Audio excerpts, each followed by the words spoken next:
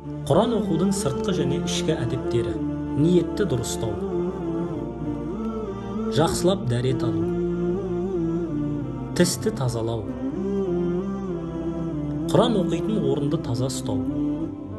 құбылаға бет бұру, әйел кісілерге орамал тағу, Құран аяттарын ережеге сай оқу, әсем дауыспен оқу,